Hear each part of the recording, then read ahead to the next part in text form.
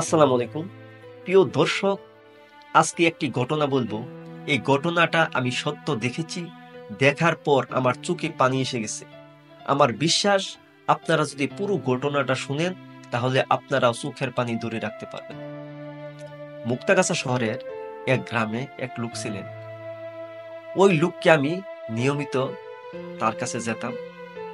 ওই লোকটা এত একটা সম্মানী লোক ছিলেন, এলাকার ভিতরে কোনো সালিশ তার পরামর্শ ছাড়া হতো না।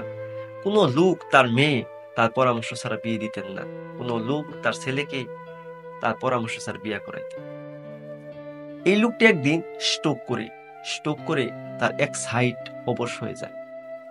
তারপর তিনি বাড়িতে যখন বিছনায় পড়ে গেলেন, তখন মানুষকে তিনি ডাকতেন, আমি দেখেছি। কিন্তু মানুষ তার ডাকে সাড়া দিতেন না। তখন মানুষ তাকে ওই সময় দেওয়ার ডাকে অপচয় মনে করতেন। একদিন তার বাসায় তাকে একটি স্যালাইন দেওয়ার প্রয়োজন হলো। আমি স্যালাইন নিয়ে গেলাম। আমি দেখলাম 1 ঘন্টার ভিতরে তিনি 4 বার তার কাপড়ে পায়খানা করলেন।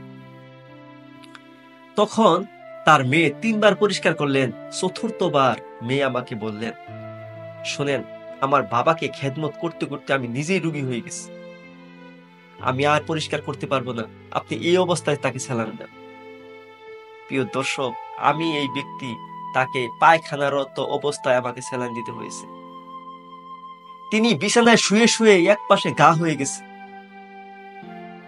তার শরীরের ভিতরে কত ধরনের ঘা আছে আপনাদেরকে আমি বাসায় বোঝাতে পারি। আপনাদের যাদের সুযোগ আছে, আপনাদের বাড়ির আশেপাশে যদি কোনো স্ট্রোক, প্যারালাইসিস, হার্ট অ্যাটাক এই ধরনের রোগী থেকে থাকে, আপনারা যাবেন, তাদের কথা শুনবেন, তাহলে বুঝতে পারবেন সুস্থতার কি গুরুত্ব। যে লোকটা স্ট্রোক করেছে, হার্ট অ্যাটাক করেছে, প্যারালাইসিস হয়েছে, ওই লোকটাও আপনার মতো আমার মতো একজন ব্যক্তি। তারাও মনে করেছিলেন আমি কখনো রোগী হব না। আজকে তারা বিছানায় শুয়ে কান্না করতেছে। আমরা তাদের প্রতি যত্নশীল হই, আমরা যেন সবাই সুস্থ থাকতে পারি। এই জন্য আপনাদেরকে উৎসাহ দেই আমি, যেন আপনারা এই ভিডিওগুলো দেখে সচেতন হতে পারেন।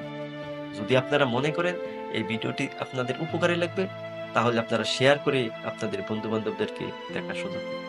আসসালামু আলাইকুম ওয়া রাহমাতুল্লাহি ওয়া বারাকাতুহু।